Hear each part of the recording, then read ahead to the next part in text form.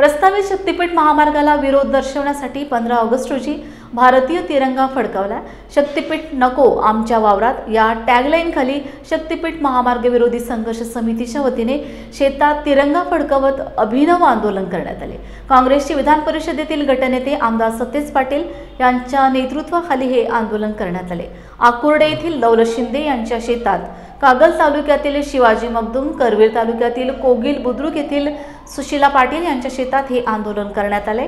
यावेळी माजी आमदार ऋतुराज पाटील, उद्धव सेनेचे सहसंपर्क प्रमुख विजय देवणे तसेच शेतकरी महिलांनी भाग घेऊन या शक्तीपीठ महामार्गाला विरोध केला आहे।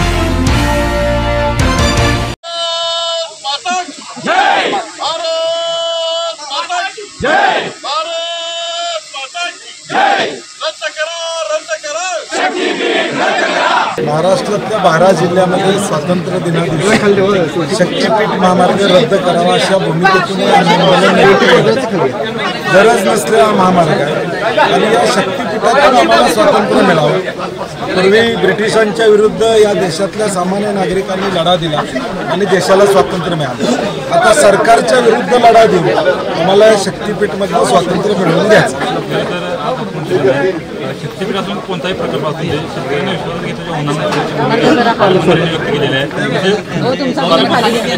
विश्वासात घेतल्याशिवाय निवडणुकीच्या आधी काय होतं रद्द, आता विश्वासात घेतलं हे वाक्य कुठलं आलं? म्हणजे निवडणुकीच्या आधी भूमिका काय होती? शक्तीपीठ रद्द। मग आता विश्वासात घेतल्याशिवाय करणार नाही याचा अर्थ काय? त्याचा अर्थ करणार आहे तुम्ही, असंच अर्थ निघतो ना। तर आमची भूमिका स्पष्ट आहे। हा एका कोल्हापूर जिल्ह्याचा विषय नाही तर 12 जिल्ह्याचा विषय। हेच पैसे शेतकऱ्याची कर्जमाफी करा, मध्यमवर्गीयांना महागाईतून दिलासा द्या, एसट्या कमी पडतात या महाराष्ट्रामध्ये एसट्या द्या, मुंबईमध्ये लोकल ट्रेनमधनं प्रवास करणारे रेल्वे क्रॉसिंगमध्ये दररोज 5-6 मृत्यू होतात, त्याच्यावर काहीतरी कारवाई करा, मुलामुलींची शिष्यवृत्ती त्या ठिकाणी द्या, लोकांना न्याय द्या, प्रायोरिटी बदला आणि हेच 86,000 कोटी रुपये चांगल्या कामासाठी वापरा अशी आमची विनंती। आम्ही खरडा भाकरी खाल्लेली आहे, ती सुद्धा खायची परिस्थिती राहणार नाही शक्तीपीठ महामार्ग झाला। एकीकडे मुस्लिमांनी आपल्यावरती आपण आर्किटेक्चर आहात अशी टीका केली नाही। शक्तीपीठ महामार्गासंदर्भातली जी आकडेवारी समोर आली ती मी मांडलेली आहे की नॅशनल हायवेचा खर्च किती आणि ते खर्च किती।